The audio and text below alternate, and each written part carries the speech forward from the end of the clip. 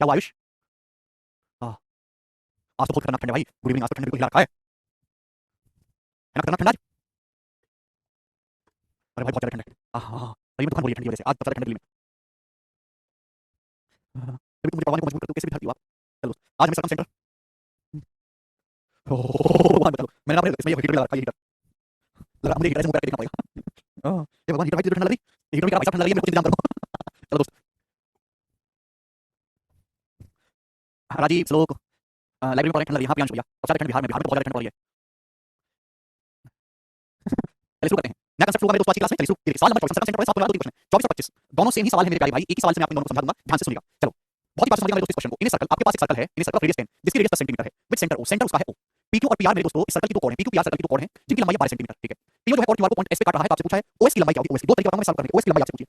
सबसे पहले इसका डायग्राम बनाते हैं। डायग्राम काफी इंपॉर्टेंट है। सर्कल की रेडियस 10 सेंटीमीटर। बड़ा सर्कल बनाओ। पहले इस सर्कल की जो रेडियस है स्टूडेंट वो 10 सेंटीमीटर। कितनी 10। अब इस सर्कल का जो सेंटर है वो ओ है। अब ये दोस्तों इस सर्कल का सेंटर हो गया यहाँ पर ओ।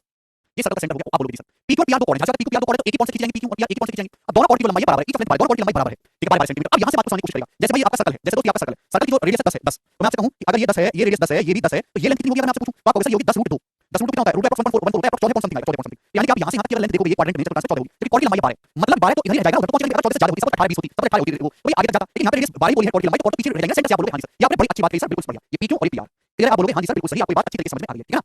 तो मेरे दोस्तों यहाँ पे सर्कल की रेडियस 10 है, दो कोण है, पीक्यू की लंबाई 12 है और पीआर की लंबाई 12 है। तो सेंटर से उधर नहीं पहुंच पाएंगे, उधर पहुंचने के लिए 14 से बड़ी होनी चाहिए। 14 से कम सेंटर के इधर ही अटके रह जाएंगी 12 लॉजिक ये आपके सामने। ठीक है भाई। चलो दोस्तों, हालांकि मैं सीधी बना देता लेकिन उससे आपके मन में डाउट रह जाता। तो ये चीज आपको समझना बड़ी जरूरी है। ठीक, अब सवाल में बोला है पीओ जो है वो और क्यूआर को एस पे काटता है। तो मेरे दोस्तों दोनों कोण है पीक्यू और पीआर दोनों की लंबाई इक्वल है 12। अब हमने क्यूआर को मिला दिया, तो हमने बच्चों क्यूआर को मिला दिया, क्यूआर एक और क्यूआर बन गई। सवाल ये कह रहा है कि जो पीओ है, जो पीओ है हमने पी क्या है यहाँ से कोण खींचेंगे। ये सर्कल का सेंटर है। पीओ जो है और क्यूआर को एस पे काट रहा है। पीओ जो है और क्यूआर को कहां पे काट रहा है? पॉइंट एस पे काट रहा है। तो आपसे पूछा ओएस की लंबाई क्या है बच्चों? आपसे सवाल ये पूछा कि ओएस की लंबाई क्या है। जी स्टूडेंट जवाब देंगे मेरे प्यारे, जवाब दो क्या आंसर है। कुछ समझ में आ गया? सर्कल की जो रेडियस है वो 10 है, लेकिन आपसे पूछो पी से ओ तक की लेंथ क्या है? ओपी का सर्कल की रेडियस है 10। आपसे ओएस पूछा है बच्चों, जवाब दीजिएगा कैसे करेंगे ना। बहुत ही प्यारा सवाल है मेरे प्यारे, बहुत ही प्यारा मीठा मीठा सवाल, मजा आ जाएगा आपको सॉल्व करके। Now listen carefully. सबसे पहले आपको समझना सिमेट्रिसिटी। सिमेट्रिसिटी मेरे प्यारे आपको समझनी है, ध्यान से सुनिएगा प्यारे बच्चों। सर्कल का सेंटर है वो, पॉइंट पीछे दो कोण, सर्कल की रेडियस 10 सेंटीमीटर इंपॉर्टेंट डाटा है। पीक्यू भी 12 है, पीआर भी 12 है।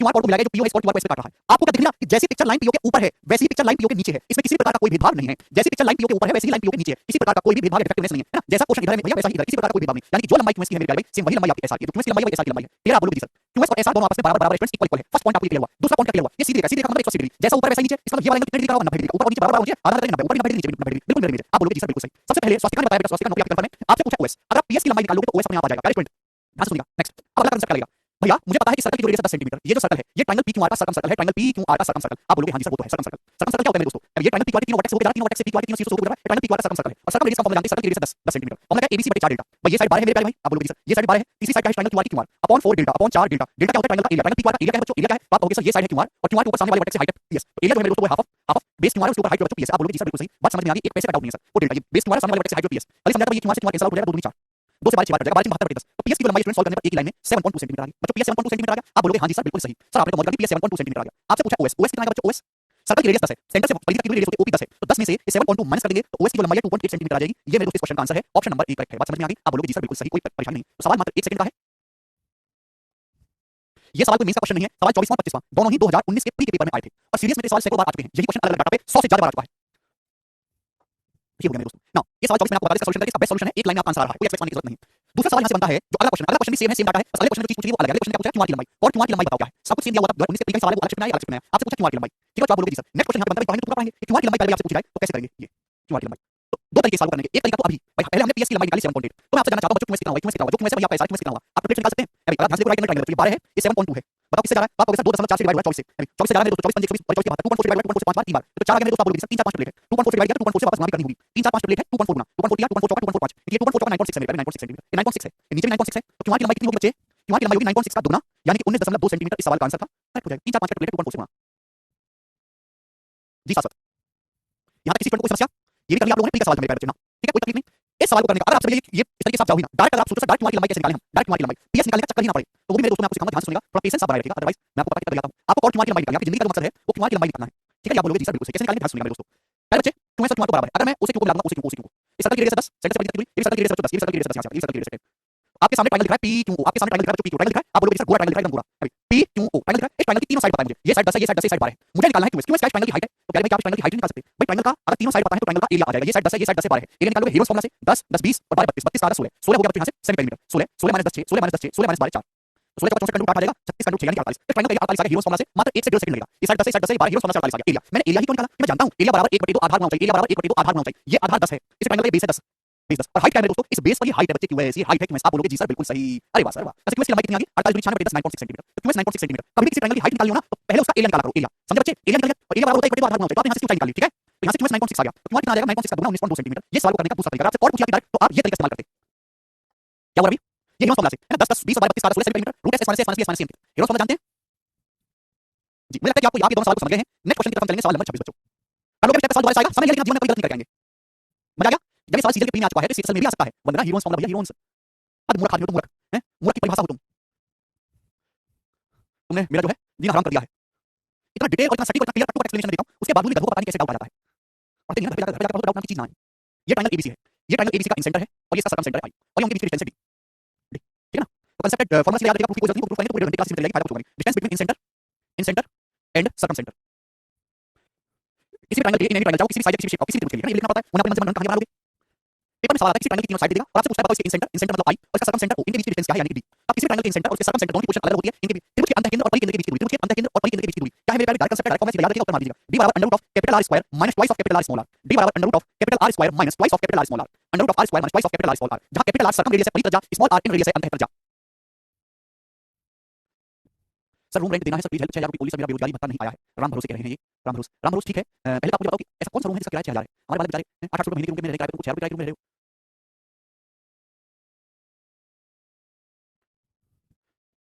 डिटेल भेजो हमारी टीम के नंबर पे पहले वेरीफाई करेंगे तब करेंगे मदद ये बताइएगा distance between centre and circumcentre अंतःकेंद्र और परिकेंद्र के बीच की दूरी under root of capital R square minus twice of capital R small capital R circumradius है स्मॉल r इन रेडियस है ठीक है भाई चलेगा शुरू करते हैं मेरे पहले शुरू करते हैं सवाल नंबर 26 इस क्वेश्चन का आंसर जल्दी से करो यार सर आज आप हैंडसम लग रहे हो उत्तर तुम्हारे कहने का मतलब कि मैं रूल नहीं लगता सवाल है एक ट्रायंगल की साइड 8 10 है एक ट्रायंगल के इंसेंटर और सर्कम सेंटर के बीच की डिस्टेंस 8 10 राइट एंगल ट्रायंगल की रेडियस होगी बच्चों 3 4 5 1 है 6 8 10 2 2 है ना सर्कम रेडियस होगी हाइपोटेनस का 5 पता है ना 3 4 5 रेडियस 1 होती है 2 4 10 रेडियस 2 होगी इंसेंटर और सर्कम सेंटर के बीच की दूरी under root of capital R square 25 minus twice of capital R into small r 25 minus 20 यानी कि रूट 5 सवाल का आंसर है 1 सेकंड में कर सकते थे कौन सा एंगल राशि भाई आगे चलते हैं एक और बता दीजिए 27 नंबर और फटाफट एक ट्रायंगल की साइड 13 14 15 है इस ट्रायंगल के इंसेंटर और सर्कम सेंटर के बीच की दूरी बताइए सबसे पहले तो मेरे प्यारे बच्चों 13 14 15 ट्रायंगल है ये स्पेशल ट्रायंगल मैं इसको स्पेशल ट्रायंगल क्यों बोला हूं 13 14 15 देखो अगर किसी ट्रायंगल की साइड भी इंटीजर हो और एरिया भी इंटीजर आए उसको बोलते हैं हीरोनियन ट्रायंगल अगर किसी त्रिभुज की भुजा पूर्णांक में हो उसका एरिया भी इंटीजर आ जाए तो उसे हीरोनियन ट्रायंगल कहते हैं ठीक है ना राइट एंगल इक्विलेटरल आइसोसेलेस नहीं स्केलर ट्रायंगल अगर किसी स्केलर ट्रायंगल समबाहु त्रिभुज की साइड इंटीजर हो एरिया भी इंटीजर आए तो अपन लोग उसे क्या बोलते हैं हम लोग उसे हीरोनियन ट्रायंगल बोलते हैं 13 14 15 बच्चा पार्टी यहां पे साइड साइड और ये कैसा ट्रायंगल किसी साइड में लगातार कॉन्सेक्यूटिव इंटीजर है 13 14 15 लगातार इंटीजर इसका एरिया फिक्स होता है इसका एरिया निकाल के बताओ क्या होगा 7 पेरीमीटर पाएगा 13 15 28 14 42 का 7 पेरीमीटर किस है एरिया निकालना हीरोज फार्मूला से डेल्टा बराबर under root s into 21 minus 8 21 minus 14 7 21 minus 15 6 clear है तो मेरे दोस्तों 21 और 7 में से तो 7 निकाल लेते हैं बचा 3 3 8 24 24 6 140 अंडर रूट 12 यानी 84 तो एरिया आता है 84 ये बहुत इंपॉर्टेंट है अगर ट्रायंगल की साइड 13 14 15 है तो उसका एरिया 84 होता है आपको बता दिया दोबारा मेंस्ट्रुएशन में पढ़ेंगे इस्तेमाल होगा तो 84 बोलना बोलना के जिंदगी में दोबारा मारूंगा ट्रायंगल का एरिया होता है 84 उसकी साइड 13 14 15 84 क्लियर ये आपको ध्यान रखना एरिया 84 इंडेक्स क्या होती है 4 आती है इंडेक्स होती है डेल्टा ts r बराबर डेल्टा ts यानी कि 4 सेंटीमीटर अगर किसी ट्रायंगल की साइड 13 14 15 है बच्चों उसका एरिया 84 होता है इंडेक्स उसका 4 होता है क्लियर मैं आपसे पूछूं सर्कम रेडियस क्या होगी सर्कम रेडियस तो सर्कम रेडियस होगी abc बटे 4 डेल्टा 13 गुणा 14 गुणा 15 बटे 4 डेल्टा डेल्टा का मतलब 84 14 3 84 3 5 15 3 दूनी 6 65 बटे 8 65 अपॉन 8 सेंटीमीटर ये सर्कम रेडियस होगी सर्कम रेडियस होगी abc बटे 4 डेल्टा आपसे पूछा इंसेंटर सर्कम सेंटर के बीच की डिस्टेंस डिस्टेंस का formula under root of capital R square minus twice of capital R small r capital R common ले लिख सकते हैं capital R minus twice of small r ये फॉर्मूला इंसेंटर सर्कम सेंटर के बीच की capital R square minus twice of capital R small r capital R तो 65 बटे 8 सर्कम रेडियस अभी अब मेरे दोस्तों 65 बटे 8 में से आपको हटाना है कितना 4 4 दूनी 8 आपको माइनस करना है स्मॉल 4 है कितना आएगा 64 65 64 1 ऊपर तो मेरे रूट 65 आएगा अभी और नीचे 64 काट रूट 65 अपॉन 8 सेंटीमीटर सवाल का आंसर है अभी थोड़ा ठीक से नहीं लिखा केवल 65 पे रूट आएगा केवल 65 पे root 65 upon 8 C option correct है बोलो बात समझ में आई सर अभी बेरोजगारी भत्ता का फर्जी लिंक सर्कुलेट हो रहा है जो फेक है अच्छा ये बेरोजगारी भत्ता वाकई में आता भी है राम भरोसे कैसे डिटेल्स में क्या भेजना राम भरोसे डिटेल्स में आपको अपने मकान मालिक के ओनर की रिकॉर्डिंग भेजनी है अपने जो पिछले हफ्ते की स्लिप भेजनी है आप कहां पे है तो फोटो भेजनी है अपना बैच का नंबर भेजना है आपके अपने नाम से अकाउंट बैलेंस है उसमें कितना बैलेंस है वो भेजना है जब नए नए थे तो मेरा छोटा भाई वो बहुत सारे स्टूडेंट्स को पेटीएम करता था दिन में बहुत सारे को लेकिन बाद में हमारे पास कुछ ऐसे केस आए कि यार ये लोग तो बेवकूफ बना रहे हैं कुछ बोलते हैं और वो हो जाता है उसके बाद से मेरा विश्वास उठ गया पहले हम पूरा वेरीफाई करते हैं तब किसी प्रकार की मदद करते हैं पहले तो दिन में 50 बैच करवा देते 50 बैच कैपिटल 5 नहीं है 65 बटे 8 है ये आपको समस्या चलो मुझे लगता है ये कंसेप्ट आप कर लोगे दो क्वेश्चन बना लास्ट क्वेश्चन बच्चों सर्कम सेंटर और ऑटो सेंटर करेंगे जवाब दो 28 नंबर सवाल इस सवाल का क्या आंसर है बच्चों और this is the proper concept मैं आपको समझ सवाल करने का 1 सेकंड 1 मिनट जवाब दीजिएगा बनाइए जल्दी से बनाओ जल्दी से कॉपी खोलो सवाल को पढ़ो चित्र बनाओ इन क्वाड्रेंट ऑफ सर्कल क्वाड्रेंट होता है चतुर्थांश सर्कल का एक चौथाई टुकड़ा एक स्क्वायर मेरे उसके अंदर एक स्क्वायर वर्ग बनाया गया इस प्रकार से दो adjacent vertices of square situated on radius square की जो एडजेसेंट वर्टिस है जो क्रमागत शीर्ष है वो रेडियस पे है और जो है इक्विडिस्टेंस है सर्कल के सेंटर से बराबर दूरी पर है और बाकी जो वर्टिसेस है वो परिधि पे सर्कमफ्रेंस पे अगर स्क्वायर की साइड रूट 5 बटे 2 है ये इक्विलेटरल रूट 5 बटे 2 स्क्वायर की साइड है तो आपसे पूछे सर्कल की रेडियस क्या होगी बनाइए बच्चों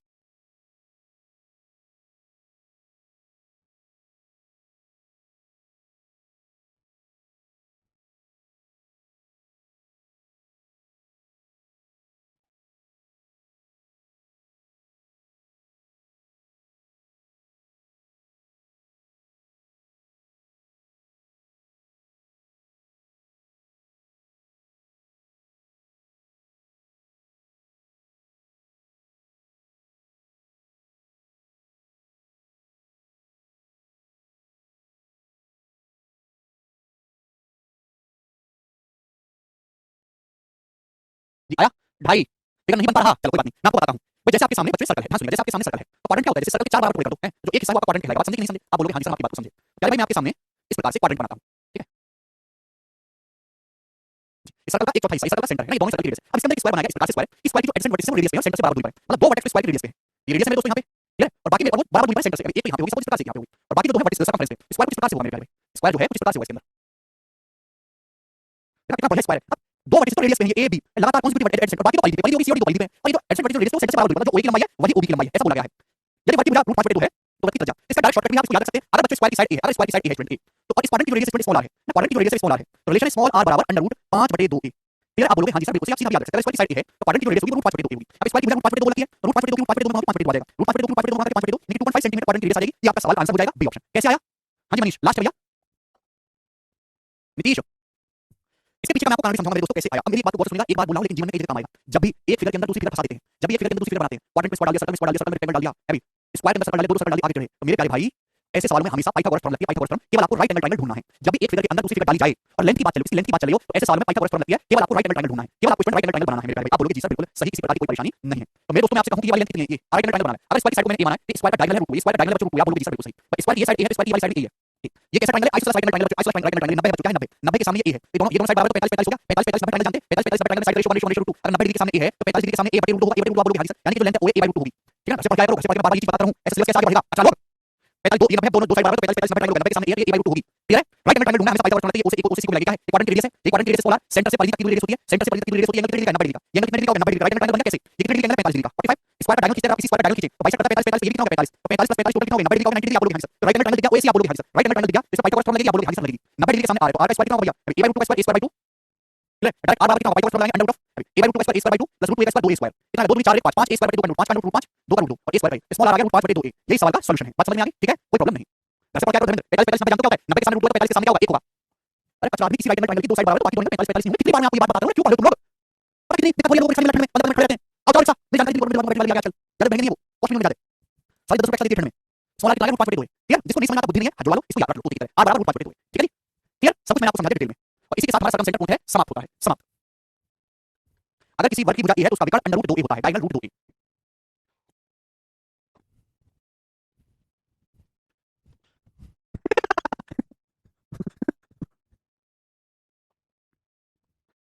मींस के लिए एकदम सफिशिएंट है। टाइपिंग पास करना जरूरी है नवीन जी। नीतीश, अब सब लोग अपनी कॉपी में नेक्स्ट चैप्टर हेडिंग डालेंगे मेरे दोस्तों, ortho centre, ortho centre, ortho centre. Hindi में बच्चों से कहते हैं लंब केंद्र, ऑर्थो सेंटर हिंदी में लंब केंद्र। अब बच्चों ऑर्थो सेंटर होता क्या है? मैंने आपको इन सेंटर समझा दिया, मैंने आपको सर्कम सेंटर समझा दिया। इन सेंटर होता है ट्रायंगल के तीनों एंगल के बाइसेक्टर एक दूसरे काटते हैं। सर्कम सेंटर क्या होता है? ट्रायंगल के तीनों साइड्स के परपेंडिकुलर बाइसेक्टर लंब समद्विभाजक एक दूसरे काटते हैं। अब ऑर्थो सेंटर क्या होता है मेरे ख्याल में वो समझते हैं। ऑर्थो सेंटर बच्चों मैं आपके सामने ट्रायंगल बनाता हूं इस प्रकार से, वो ट्रायंगल बनाऊंगा मेरे दोस्त आपके लिए। अच्छे ट्रायंगल मेरे पास है जी दोस्त, मैंने आपके सामने ट्रायंगल बनाया, बहुत ही बढ़िया ट्रायंगल है, triangle A B C, triangle ABC. कैसा ट्रायंगल? मस्त है ना? आप बोलोगे हां सर। तो ट्रायंगल की तीन साइड होती है, वर्टेक्स ए के सामने की साइड स्मॉल है, वर्टेक्स बी के सामने की साइड स्मॉल बी, वर्टेक्स सी के सामने की साइड स्मॉल सी। क्लियर है स्टूडेंट? सुनना, ट्रायंगल की तीन साइड होती है, जाहिर सी बात है ट्रायंगल की तीन साइड पे तीन हाइट भी होंगी। आप बोलोगे हां जी सर बिल्कुल सही। तो ट्रायंगल की तीनों हाइट्स, त्रिभुज की तीनों एल्टीट्यूड एक दूसरे को जहां काटती हैं उसे हम ट्रायंगल का ऑर्थो सेंटर यानी कि लंब केंद्र कहते हैं। साइड बीसी है, बीसी के सामने वाले वर्टेक्स ए से मेरे प्यारे भाई, सामने वाले वर्टेक्स ए से साइड बीसी पर परपेंडिकुलर डालेगा मेरे दोस्तों ये एडी।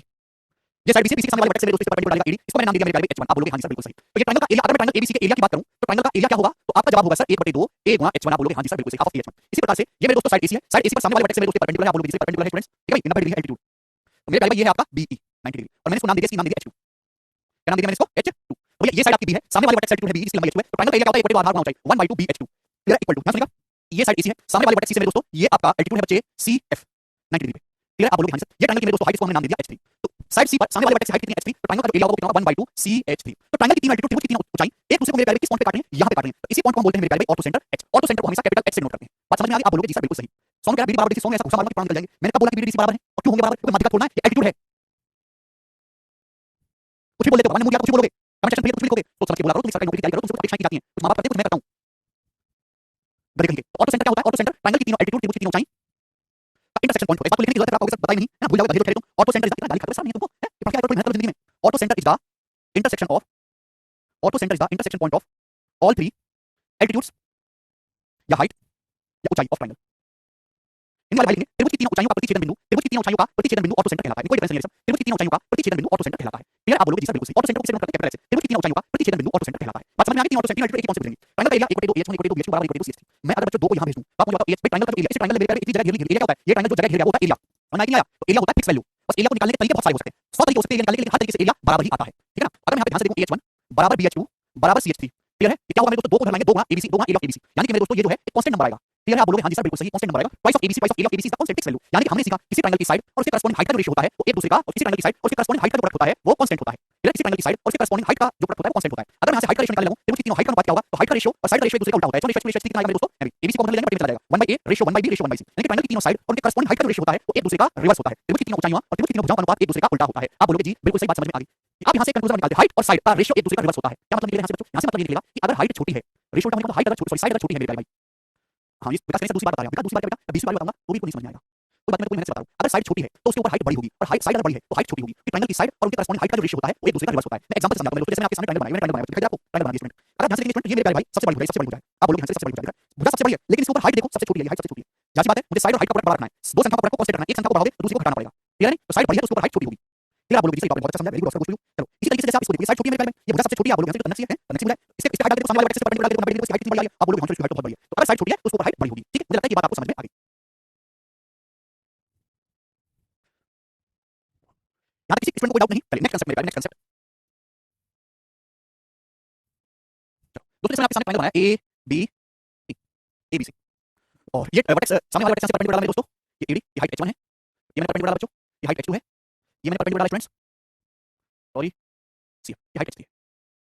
तो मैं आपसे कहना चाहता हूं किसी भी ट्रायंगल की तीनों साइड का सम, त्रिभुज की तीनों भुजाओं का अनुपात AB + BC + C, ट्रायंगल की तीनों साइड का जो सम है मेरे प्यारे भाई, हालांकि एक्सप्लेनेशन की जरूरत नहीं है, वो तीनों एल्टीट्यूड में दे रहा हूं मैं ना, त्रिभुज की तीनों भुजाओं का जो सम है AB + BC + C वो तीनों एल्टीट्यूड के सम से हमेशा बड़ा होता है, AD + BE + C। ट्रायंगल की तीनों भुजाओं का सम तीनों एल्टीट्यूड के सम से बड़ा होता है ऑलवेज, त्रिभुज की तीनों भुजाओं का योग तीनों ऊंचाइयों के योग से हमेशा बड़ा होता है, क्लियर है। इस बात का मतलब क्या है मैं आपको क्यों समझा रहा हूं भाई, इस पे थ्योरी में सवाल पूछे जाते हैं, बोला है बोला जाता है ट्रायंगल का पेरीमीटर होगा, चार ऑप्शन दे देगा, हाइट के सम के बराबर, हाइट के सम से बड़ा, हाइट के सम से छोटा या ऐसे से भुजाओं की, क्या लगाओगे हाइट के सम से बड़ा, ठीक है जी, क्लियर। आप बोलोगे जी बिल्कुल सही। तो ट्रायंगल की तीनों साइड का जो सम है वो त्रिभुज की तीनों हाइट के सम से बड़ा होता है, परपेंडिकुलर राशि। कैसे आया मेरे दोस्तों आप समझते हैं, बहुत ही प्यार से मैं आपको समझाऊंगा। आप जानते हैं किसी राइट एंगल ट्रायंगल में क्या होता है, हाइपोटेनस जो है वो सबसे बड़ी भुजा होती है, इसी प्रकार राइट एंगल ट्रायंगल को देखो तो हाइपोटेनस सबसे बड़ी भुजा होगी, हाइपोटेनस होगी कि नहीं होगी, आप बोलोगे हां जी सर बिल्कुल होगी। तो मेरे दोस्तों आप इस वाले राइट एंगल को देखो, इस वाले राइट एंगल को, ये वाले राइट एंगल को दिखाई दे रहा है, राइट एंगल आप बोलोगे हां जी सर दिखाई दे रहा है, ये right angle triangle AD, right angle दोनों की हाइट है, तो 90 डिग्री के सामने की साइड है, 90 डिग्री के सामने की जो साइड है AB वो बड़ी है AD से, आप बोलोगे जी सर बिल्कुल सही, कितनी बढ़िया बात बताई सर, गुड। मेरे प्यारे भाई इस वाले राइट एंगल को देखो, इस वाले राइट एंगल को BEC को देखो, राइट एंगल है तो 90 डिग्री के सामने की जो साइड है मेरे दोस्तों BC, हाइपोटेनस है वो, हाइपोटेनस तो लेग से बड़ा होगा ना, BE से बड़ा होगा, आप बोलोगे जी सर बिल्कुल सही। अब इस वाले राइट एंगल को देखो, इस वाले को AFC को, एक हाइट पे प्रॉपर की बात करें ना, एक हाइट पे 90 degree right angle AFC, 90 degree के सामने क्या होगा बच्चों, 90 डिग्री के सामने AC बड़ा होगा, इससे मेरे दोस्तों CF से, ठीक है। अभी तीनों को जोड़ दो, तीनों क्या कर दो जोड़ दो, जैसे आप तीनों को जोड़ोगे तो AB + BC + CA will be greater than AD + BE + CF।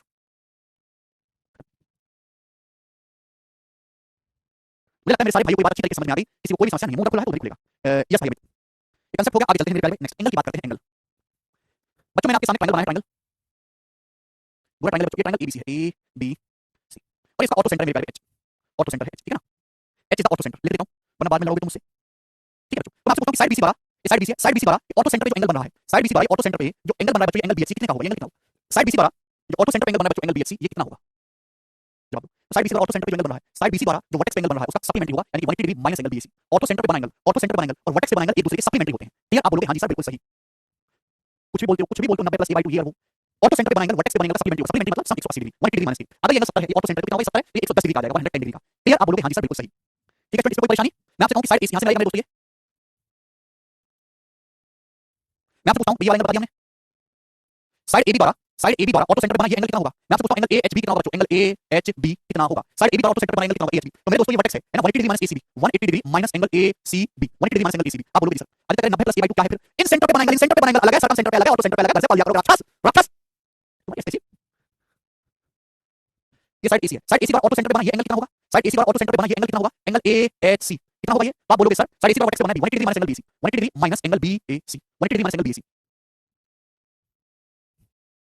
पढ़ने के नाम पे कलंक, कलंक।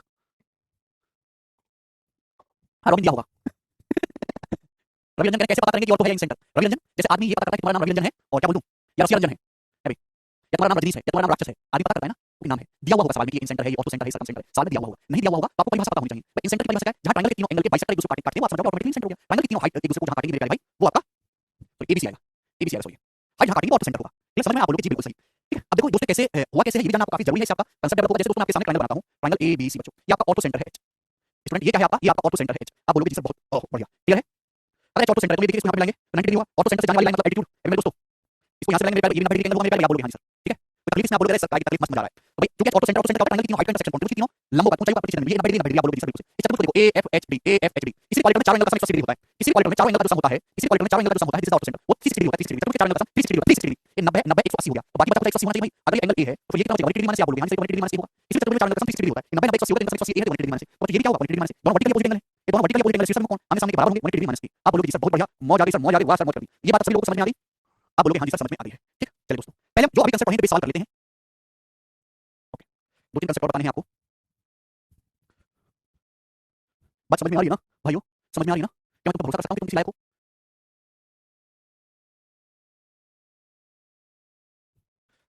धर्मेंद्र कितनी बार बताऊं भाई कितनी बार बताऊं धर्मेंद्र पूछा what the difference between in centre and auto centre बच्चों का धर्मेंद्र को जीवित छोड़ना चाहिए मुझे क्या उसका सामूहिक बहिष्कार नहीं किया जाना चाहिए ऐसी बात पूछने पर एक पॉइंट यहां पे लिखना भूल गए पॉइंट नंबर 2 ऑटो सेंटर की पोजीशन क्या होगी ऑटो सेंटर ट्रायंगल भाई इसे बहुत अच्छा आइडिया दिया बहुत बढ़िया आइडिया है बहुत ही बढ़िया मतलब ऐसे लोगों का कल्याण हो जाएगा भाई ऐसे लोग एकदम फिल्टर हो जाएंगे एक रुपए पर कमेंट कर देता हूं मैं एक रुपए पर कमेंट डाउट आने बंद हो जाएगा लोगों को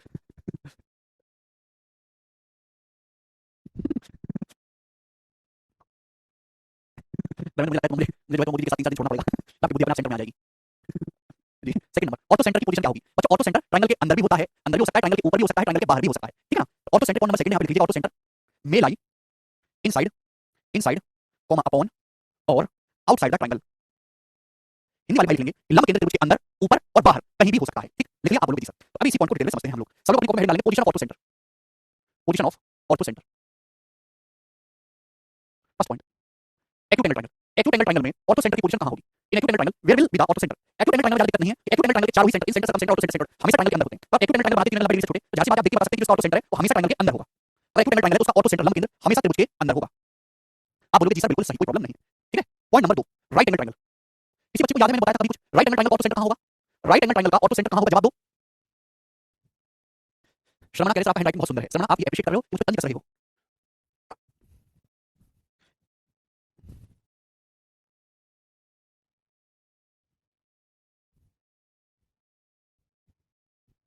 मैच वंडर इन सेकंड्स नाम से जो हमारा YouTube चैनल है आप उस पे देख रहे हो मैं शॉर्ट कंसेप्ट वीडियोस डाल रहा हूं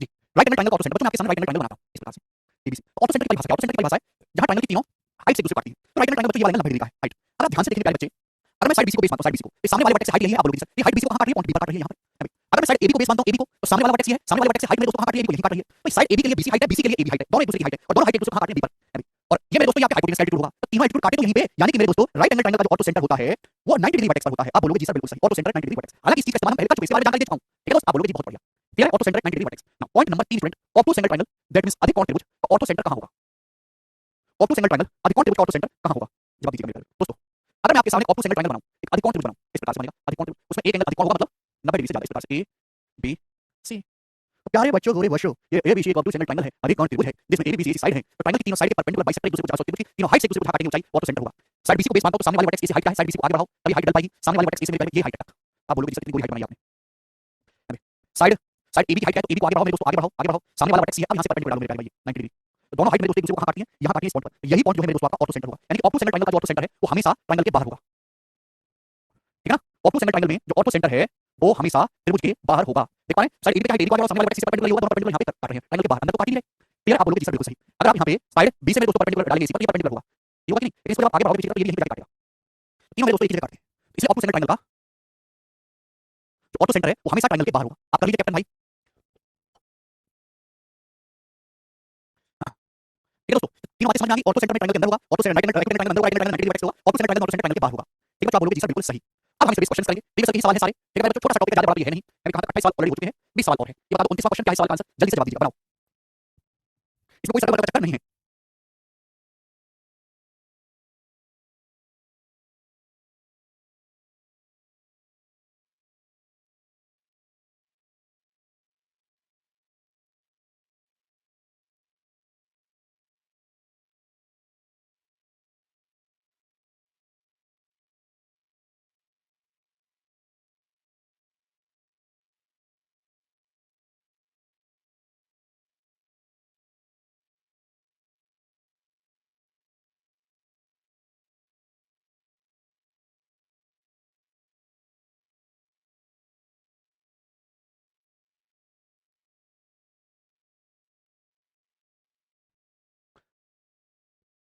क्या हुआ देखते हैं?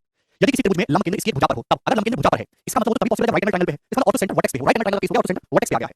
नेक्स्ट, आसान सी बात है मेरे दोस्तों, सवाल नंबर 30 कांसेप्ट ये है मेरे दोस्तों, किसी त्रिभुज में तीनों शीर्ष लंबों की लंबाई का योगफल, किसी ट्रायंगल में तीनों एल्टीट्यूड का जो सम है, वो तीनों साइड के सम से हमेशा लेस होता है, छोटा होता है, बी ऑप्शन। ये बात कई बार पूछी गई है पेपर में, आपको कांसेप्ट पता होना चाहिए था। अगला सवाल नंबर स्टूडेंट आपके सामने यहाँ पर 31। जी बच्चों, इसका जवाब देंगे सभी लोग, क्या होगा? बनाओ। सुनो वाशु, एक ऑर्थो सेंटर ट्रायंगल अधिक कोण त्रिभुज है मेरे प्यारे, जिसमें एंगल ए अधिक कोण है, एंगल ए ऑब्टूस है, ओ इसका ऑर्थो सेंटर है। एंगल बीओसी 54 है, angle BOC 54 degree, angle BC क्या होगा? अगर बीओसी 54 एंगल बीसी होगा, वो 180 डिग्री माइनस 54 होगा। भाई वो ऑर्थो सेंटर पे 54 बन रहा है, तो वर्टेक्स कितना होगा? 126, क्योंकि ऑर्थो सेंटर पे वर्टेक्स बना कौन? सप्लीमेंट्री होते हैं, एक जगह नहीं होते, एक लाइन पर होते हैं। अगला सवाल, सवाल नंबर है आपके सामने 32 स्टूडेंट, जवाब दीजिएगा इस सवाल का क्या आंसर है, कौन करेगा? वेरी वेरी इंपॉर्टेंट, और कई बार पेपर में पूछा गया सवाल, जो अभी आपके सामने है, जवाब दो।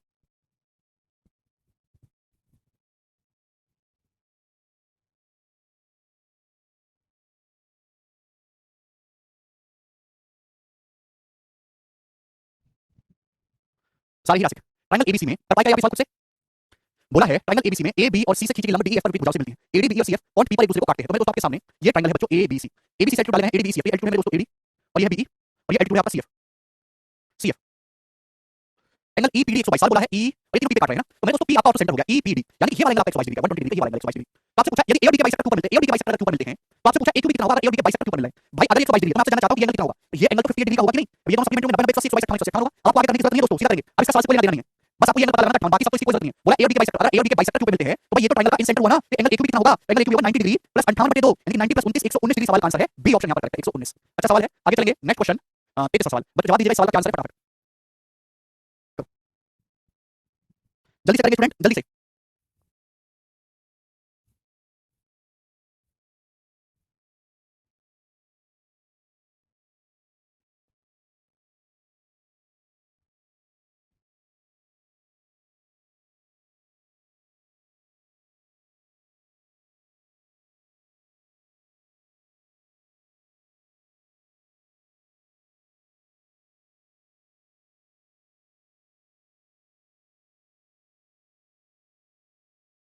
चलो आया, गुड। सभी स्टूडेंट आंसर आ गया, सेम क्वेश्चन है, हल्का सा चेंज है, इन सेंटर ऑटो सेंटर का कंसेप्ट लगेगा। 154 डिग्री सवाल का आंसर है, ठीक है ना?